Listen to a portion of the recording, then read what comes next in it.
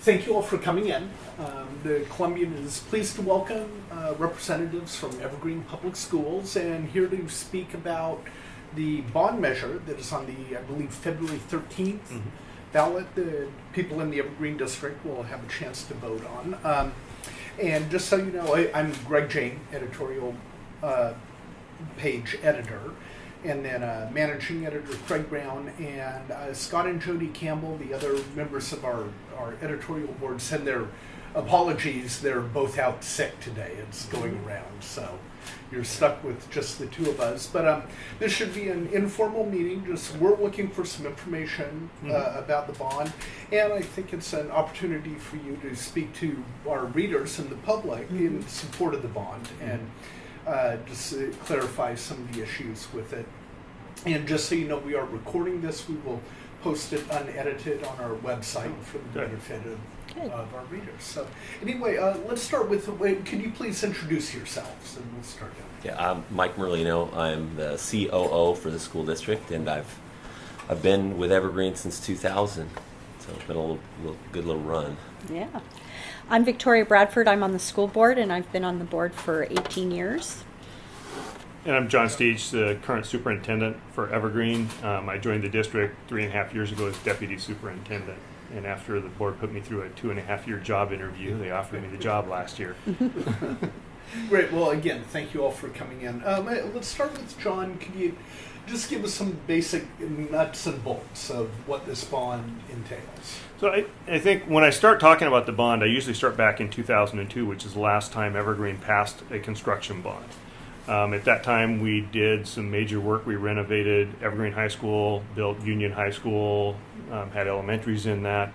And it was part of what the district saw as a two-phase plan. And they went back out in 2008, right at the start of the recession, and were nowhere near successful. Following less than 50% support, the district went back out and asked voters, why not? And pretty much the explanation was these are tough financial times and we can't deal with a tax increase. So at that time, the current superintendent, John Dieter, decided that the next bond attempt should be when we're close to retiring the debt, and we should try to see if we can do this without increasing taxes. So that sort of set the stage. When I joined the district, it was a discussion we've had, and we looked at we've been looking at projects, looking at facility condition status. We had a focus group of business leaders, bankers, construction people that looked at the finances. We looked at an option of capital levy versus bond, and which was in the best interest of the local taxpayers in the community. And that group recommended that we tried to put together a bond of what we could do in about a 6-year horizon based on uncertainty and construction cost escalation. So that was the kind of the limiting factors of what we could put into the bond.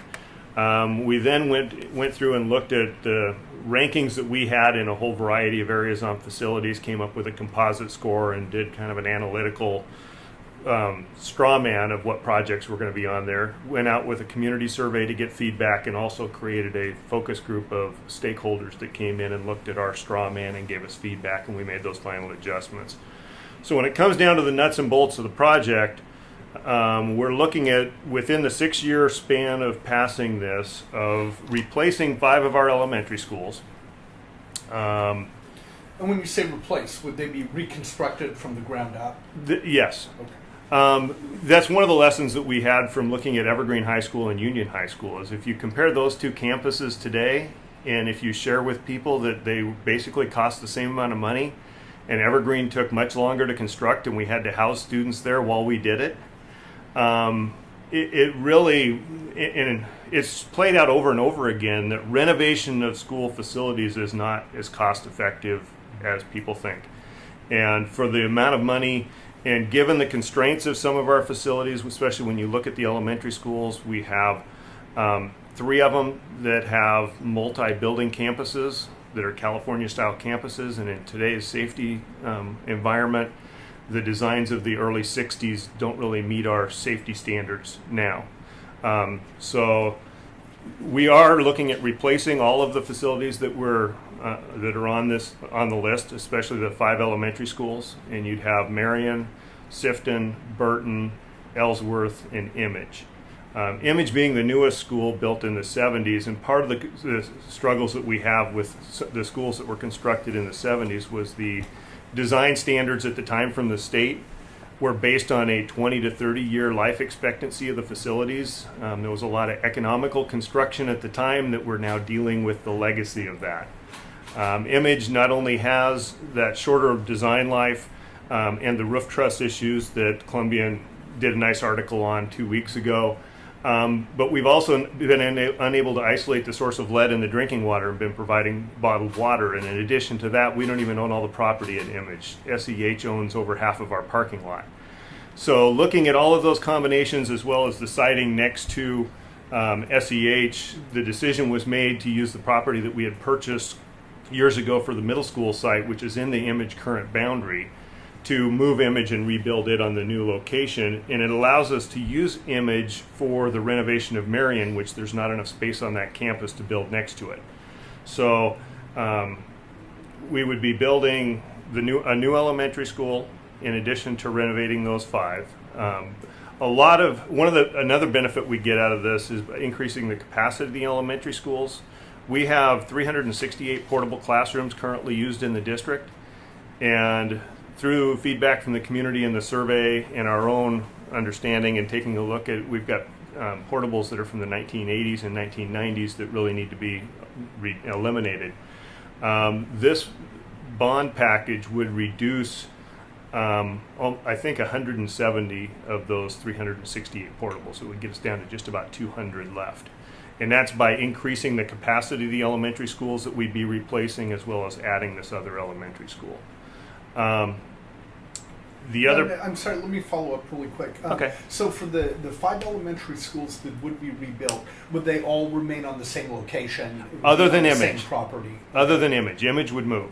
Okay. And then we would retain Image long enough to renovate the elementary schools that we've identified that we can't do on the property. So the year after, we would build the new Image, move those students out of Image into the new Image, and then use the old Image for 1 year for the Marion students while we demolished and rebuilt Marion.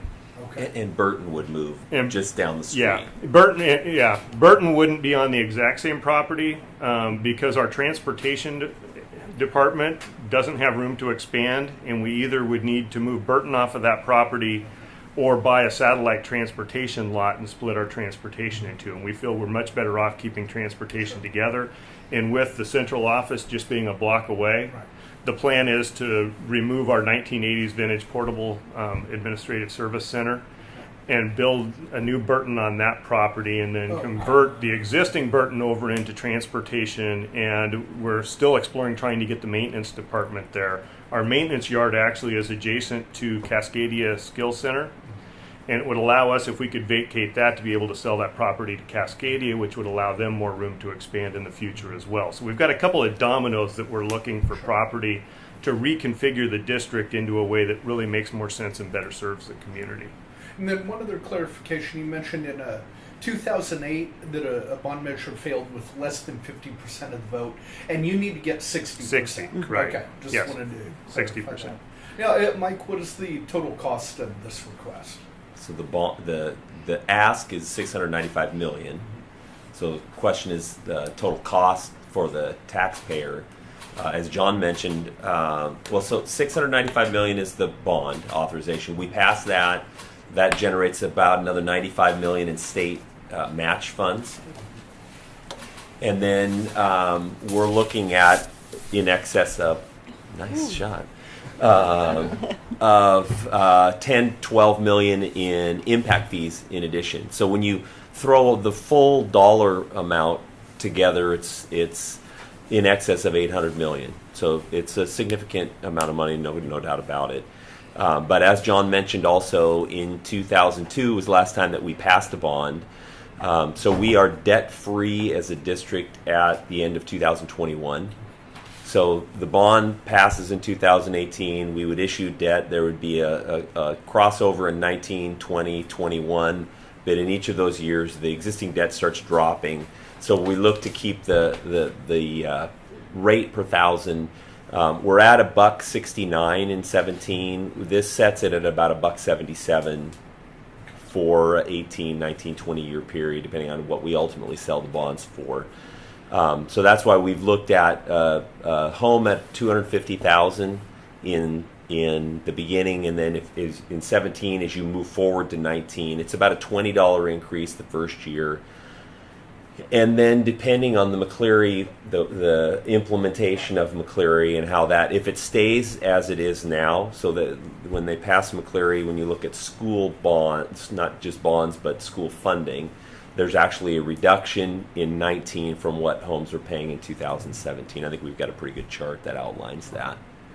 Right, and now, according to records from the district, the construction cost of all this is about $450 million, I believe.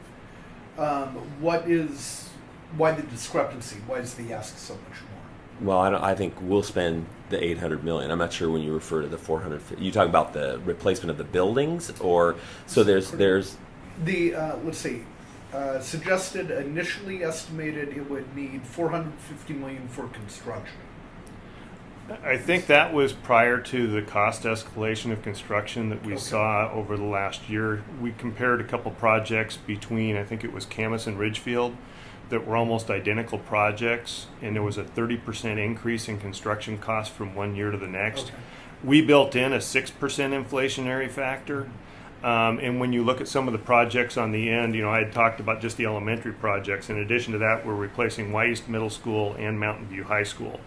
And those projects, which happen later on with the cost escalation, that's what starts pushing us up. We originally thought 2.5 years ago when we started scoping this out that we could get all of this done for about $450 or less than $500 million. But based on what we're seeing in the construction industry right now, we wanted to make sure that because we can't do all these right now because you don't have enough contractors to do all this in 1 or 2 years. That's why we aren't going beyond 6 years in what we think we can do construction-wise. So is that the timetable for the construction? How long would that take? That's what our current timelines are. It's about 6 years to get everything done. And then there's additional, beyond those significant projects, there's also capital renewal, because every building will have work done at that. We have a process where our facilities director goes out, as John mentioned, the capital facilities index, measuring the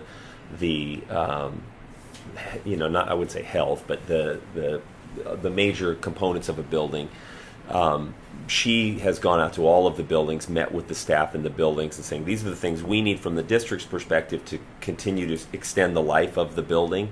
What are other things that you have that would help enhance the educational experience? And so you have these major projects, but there's something going on at every building as well to complete the full scope of the project. And that equates to about $75 million out of the bond project. Right. And it's really kind of broken into 3 categories. One is that cyclical maintenance or capital renewal of the ventilation systems, the roofs, the parking lots at the facilities that aren't being replaced.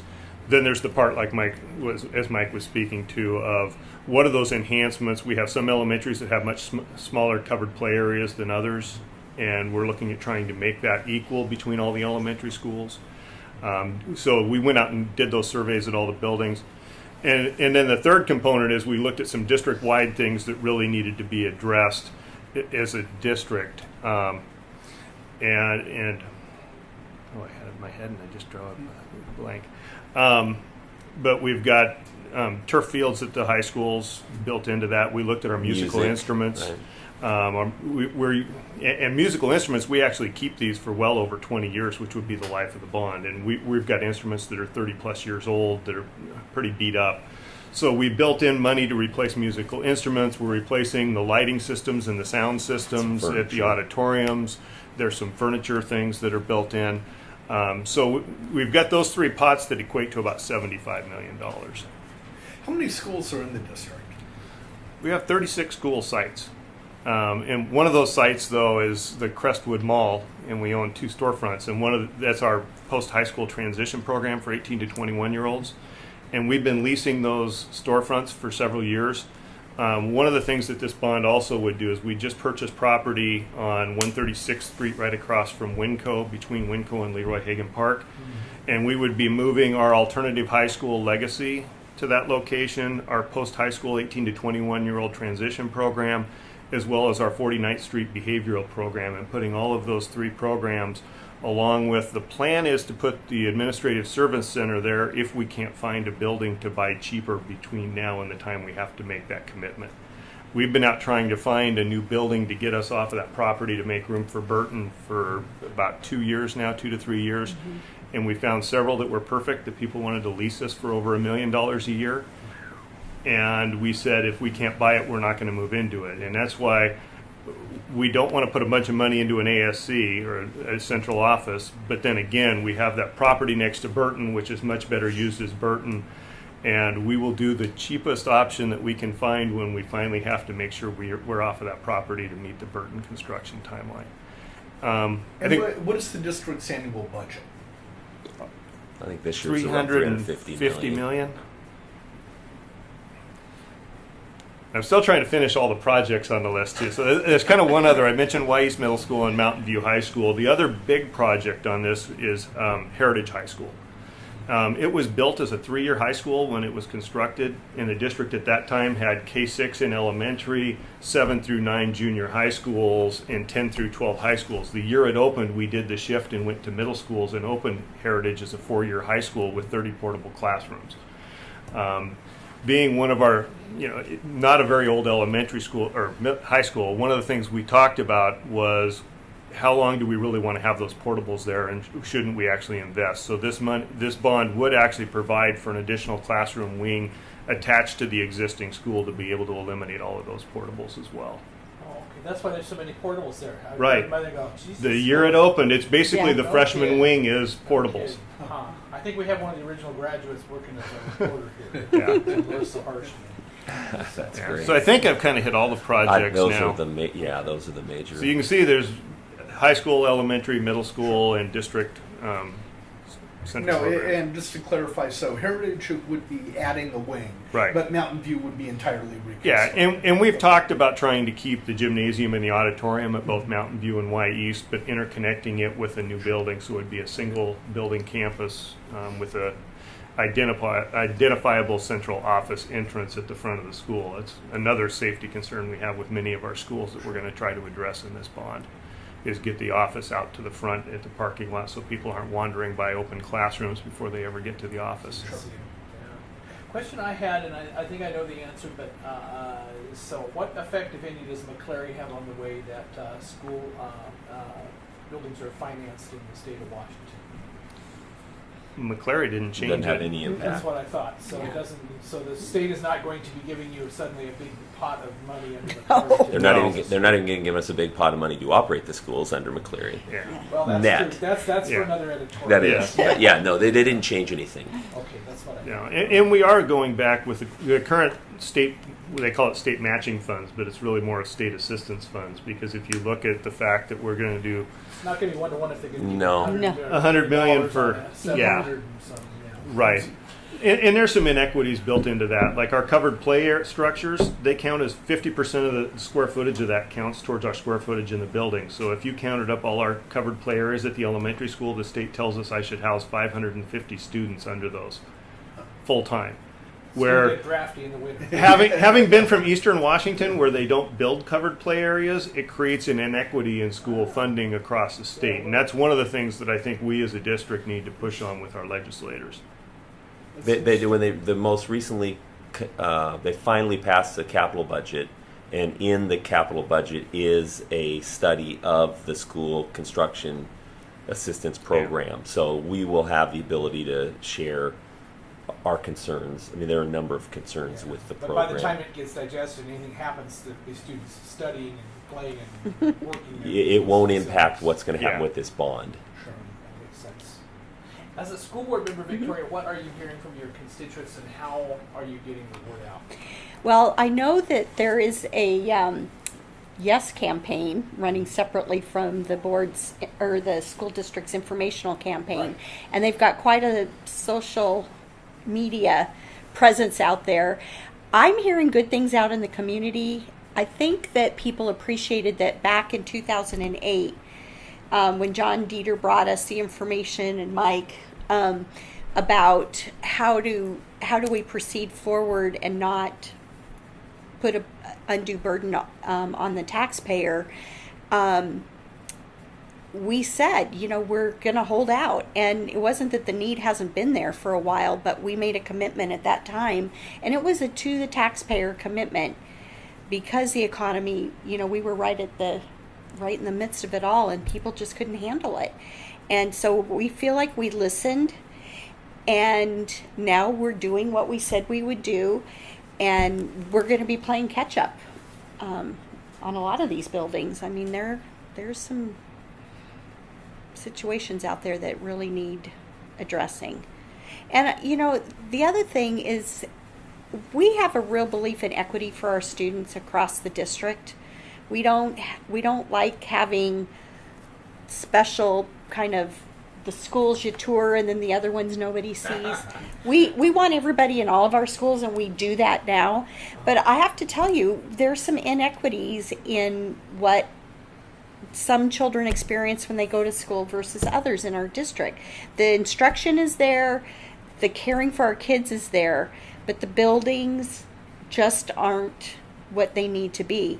And as we change in how we manage our classrooms and deliver instruction and all the technology that is required to do a lot of the things that we're doing now, those buildings are not where they should be for a 21st century education for our kids. So I think we did what we promised, stuck it out, and sometimes it hasn't been easy, but I think people appreciated that what we said is what we've done, and it's been positive. There have been a couple people concerned about the size of the bond, but once we explain the scope of what's been going on and how we've kind of put this off for the taxpayers, they appreciate it, and they seem to turn around when they hear that.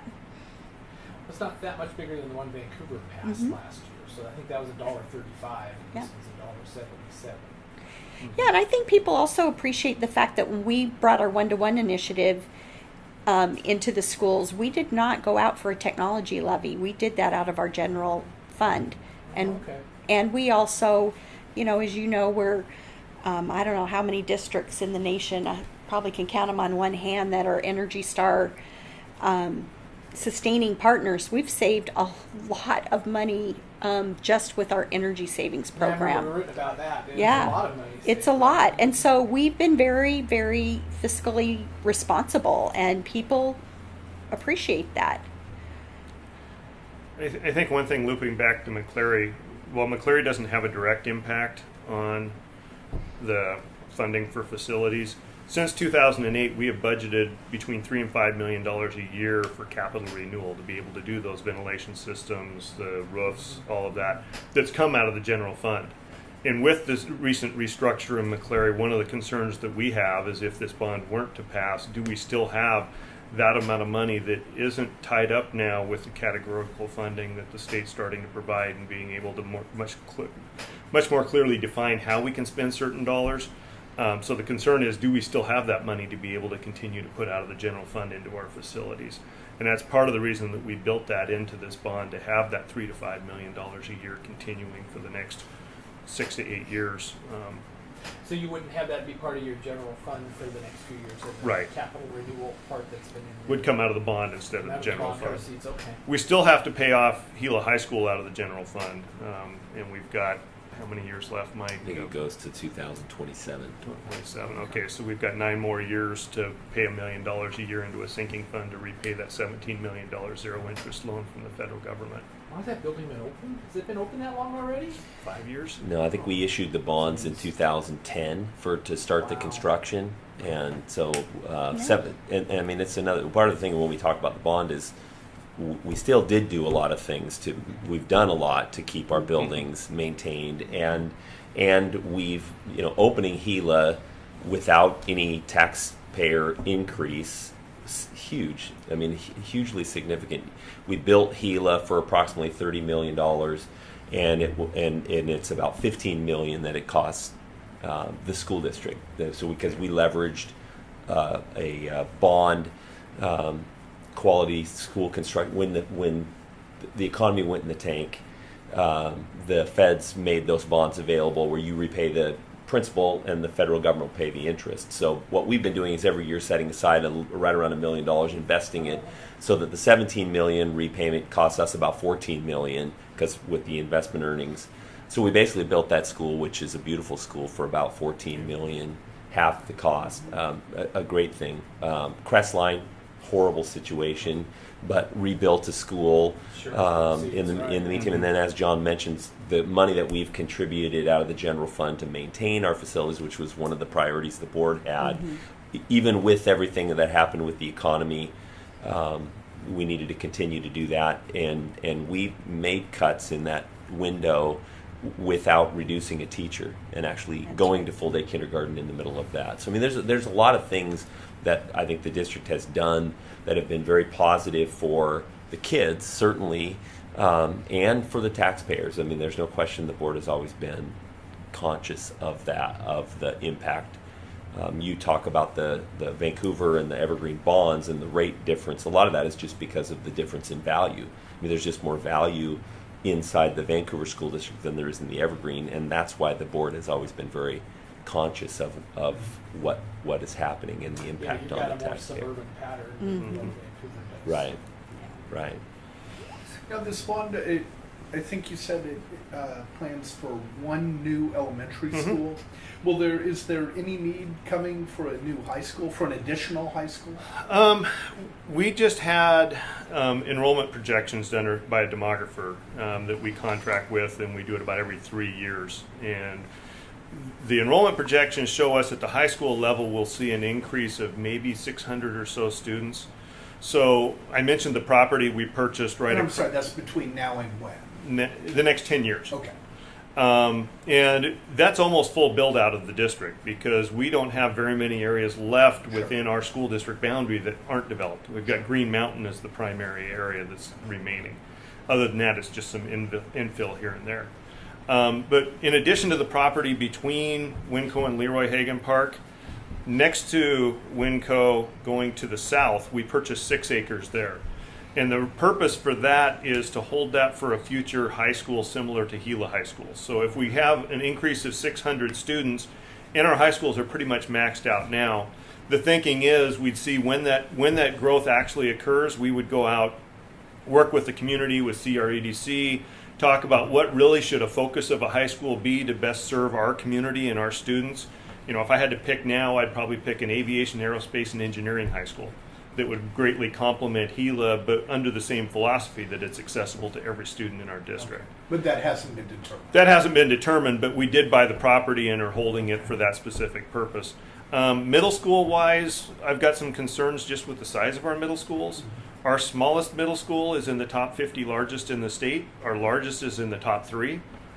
How many middle schools do you have? Chehalis, we have 6 middle schools. Okay, I'm sorry. And Chehalis serves 1,127, I think, currently. Wow. Our smallest is There'll over be 8. 3 grades. Yeah, and our smallest is still over 800. So ideally, we would have a 7th middle school. But as we talked about priorities with having to defer a decade since we ran the last bond, because there was a middle school in the last bond. But we looked at the priorities really are replacing those elementary schools, Mountain View High School, and replacing Y East as opposed to the additional one. So we're in the process of trying to find property in the right location. But I would foresee that within the next decade of the specialty high school, a new middle school, and then starting to address some of the elementaries that didn't quite make the threshold this time. You know, one of the questions we get is Mill Plain Elementary is our second oldest elementary school, and why didn't we include that on this? And it has some multiple buildings. Part of that was we put a significant funding into that back in '97 and did some renovation, which excludes a major portion of that campus from state matching funds. And when we did the survey to the community, they said maximize state matching funds and get the most for the local dollar that you can. And that's what bumped Mill Plain off of that project list. Now, for the new elementary school, has a site been determined? Yeah, we own property on 162nd and 39th. Okay. There's a vacant lot there currently. And it really is in the right place because right now our overcrowding is at Pioneer and Harmony, and it's dead center between the two of those.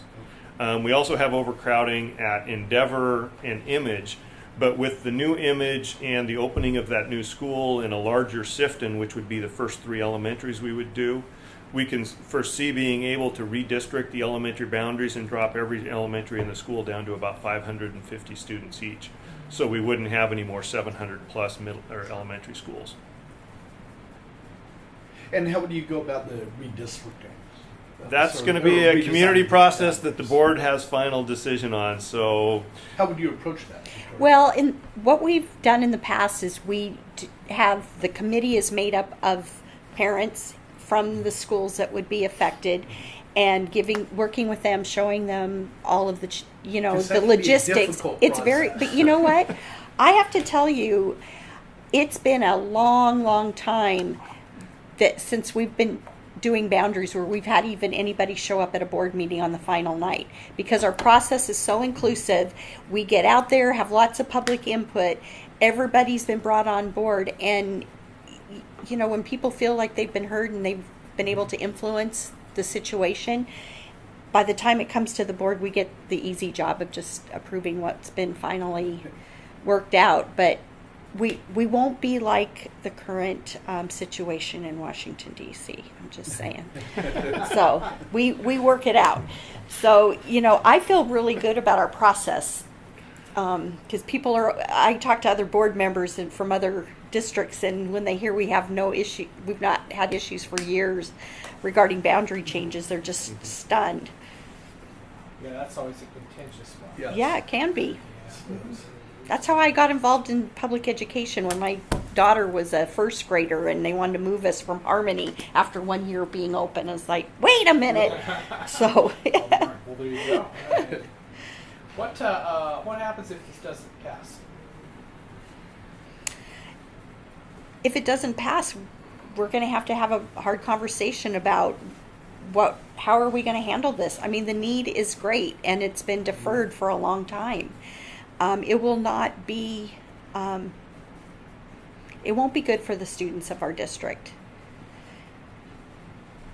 Yeah, I would foresee going out and gathering public input as to their concerns, why it didn't pass, trying to find out who our primary detractors are and bringing them in and having conversations, making them part of the process.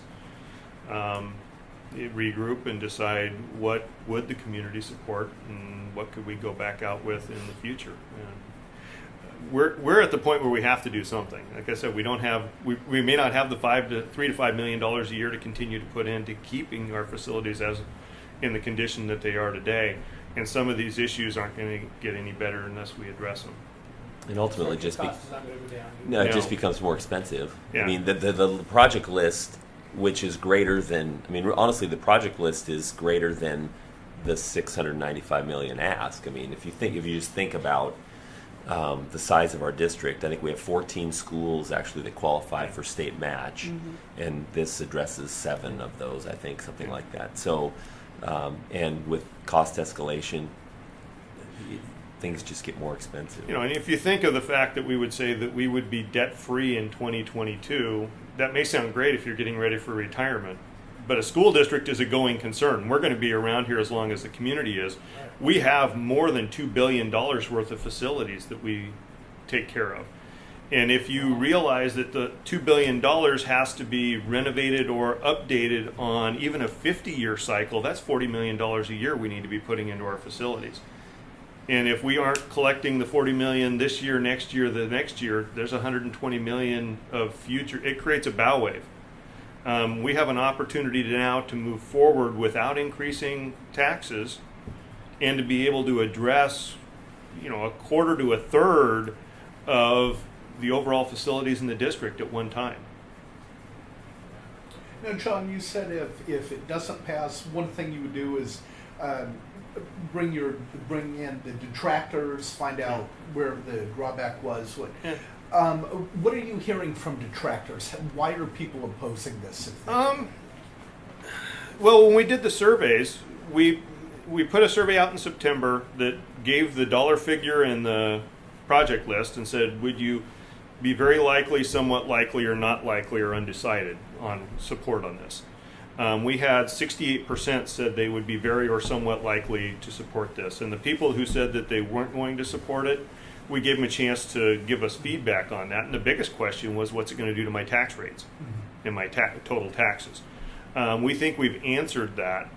One of the things we had to, for the voters pamphlet, because they're doing an online voters pamphlet for this election, we're the only thing on for our constituents. And we had to go out and find somebody to write an opposition statement. So we went out, and I knew of an individual who Stephanie Turley was willing to write it. I knew she was going to oppose it. That makes sense. And in her, the question she asked is, why do you have to replace a building after 40 to 50 years? As opposed to my house is 40 years old and I'm not demolishing it and replacing it. If you look at the things that we're demolishing and replacing, they either weren't built to the construction standards to last for 50 years. We have the safety concerns of the multiple buildings. And a lot of this construction is going to allow us to move students out of portables and into actual brick and mortar construction. And you would never expect a portable classroom to last for 50, 60, 70 years. We've gotten the useful life out of most of the portables. We're out there on every summer replacing siding, replacing roofs, replacing ventilation systems on portables, and that's How long have most of those been in use? The average is probably 20 years now, because the big growth happened from after the 205 bridge went in the early 80s through about 2000, 2004 is the majority of the growth, and we had troubles passing bonds during the 90s.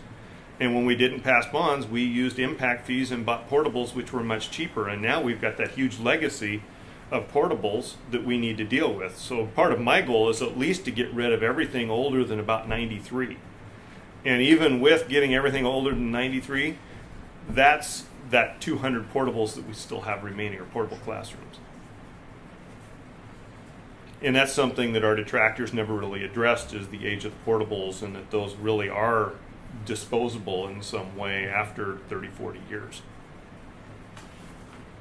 So, do you tell me a little bit? So, 2002, the last year you passed your bond. What was the school district like then, and what is it like now? I'm gonna look down. I'm thinking there's got to be some significant differences in enrollment and the kinds of technology that's used. So many different things. I think when I first came to the district, there was maybe around 20,000 students. So we've probably grown 7,000. So that's part of it.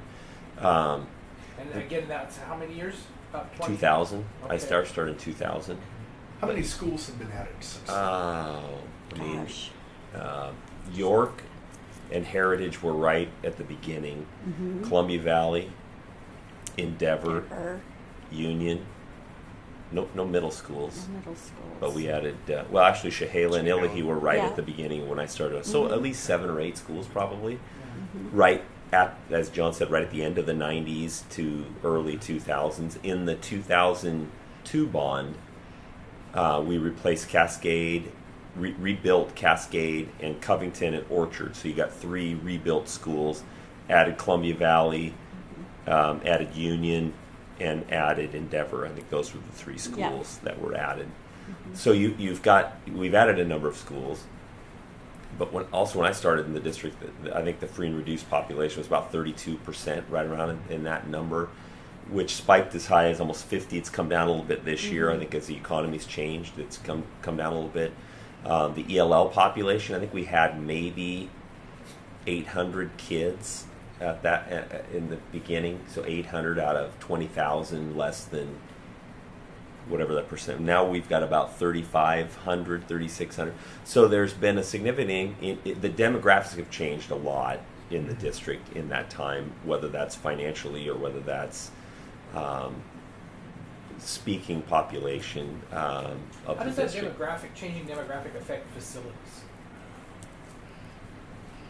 I don't think it per se, except for we do have expanded programs for our English language learners, so you need additional classrooms. So you need more breakout for space that. for Well, the- I think the other So we've thing, got 14 of our elementary schools have family community resource Right, the centers. resource That's something centers. to do, yeah. That is a classroom that the state tells us we should be using for K-3 class size reduction when we didn't get money like other districts near us got 2 years ago. they also counted the portable, so don't even get me started on the K3 class size reduction on this in the standard. If your grandmother was fine with it, we'll count it. But in addition to that, we have 6 different mental health providers that are in our class or in every single elementary school, at least once a week, if not 5 days a week, providing services to students. And if you go back to 2000, that didn't exist. So we, in our schools, we're trying to carve out what is a confidential space that we can create to have as many as 3 or 4 counselors at a time in our elementary schools working with kids.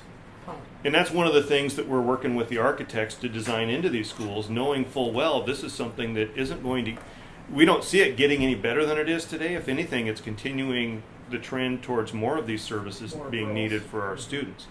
So when you look at the demographics and the issues that poverty provides to these students or that come along with these students of poverty, there's more specialty spaces you really need to provide for adults to be able to work with these kids for the different issues that they bring. And you also mentioned technology. You think about technology in 2000. I mean, when we passed the bond in 2002, there was kind of a refresh of technology, but it's all wired and desktops, labs, that kind of.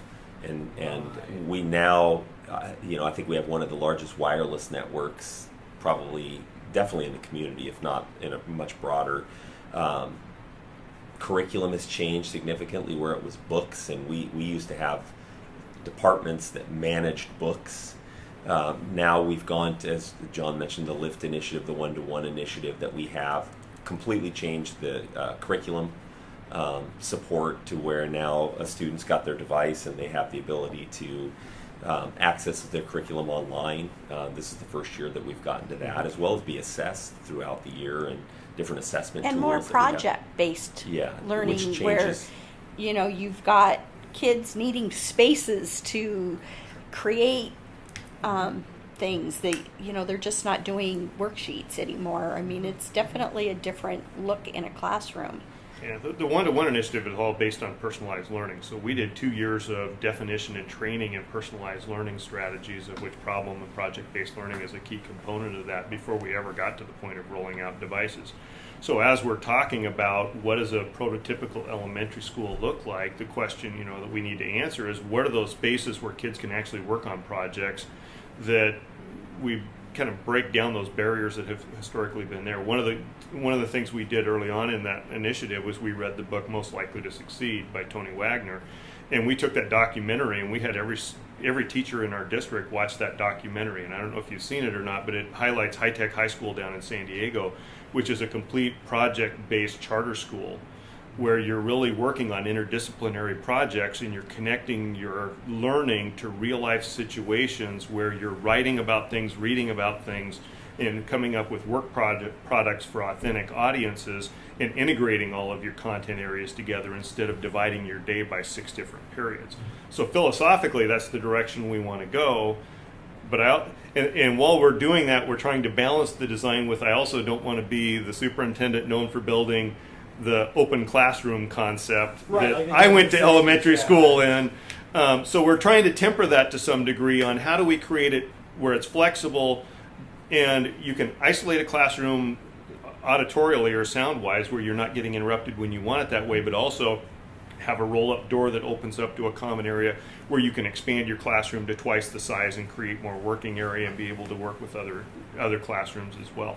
So those are those discussions we're having relative to the prototype elementary. And one thing, and you mentioned the family resource centers. Yeah. So there will be attention paid to that in the redesign of the schools, and you expect expanded spaces for those. And we're talking preschool as well, because one of the biggest struggles we have is our incoming kindergartners every year, both academically and behaviorally. You look at the WA kids results in Clark County and Evergreen, our kids are not prepared when they get here.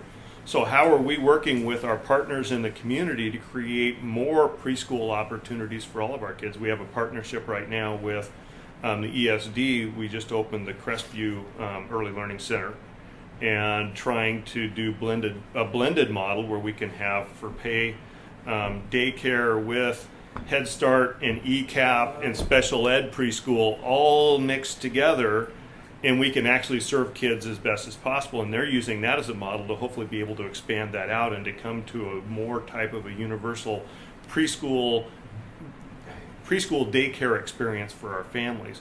And I'm And sorry, where's that? It's just up on Mill Plain and Park Park Crest. or Park Crest. Park Crest? Oh, Sorry. Kind of by So Mountain they're View, right? Yeah, it's near Mountain View. It used to Okay. be private Daycare, wasn't it? daycare. Heather- Oh. Yes, my children. That's went right. You there. know the I know that building well. It's a great program. We had an Haven't opportunity to noticed it tour. there. I have to check it out. It's really cool what they've got going on with the Yeah. little And ones in there. when we opened Crestline, it has a whole preschool center in it. So it has 4 classrooms that in the other prototypical schools like that are just our traditional classrooms, but we built it with that preschool in mind because we knew that neighborhood needed that type of support. So again, discussions are those best built into the building itself? Are those best that we stub out for a modular unit that we can locate next to it? And we've been meeting with the ESD as well as the other early childhood providers in the area, having those discussions on how should we really design this to meet all of our needs. Right, well, anything else we need to know? I think we've hit most of the highlights. Yeah. Yeah.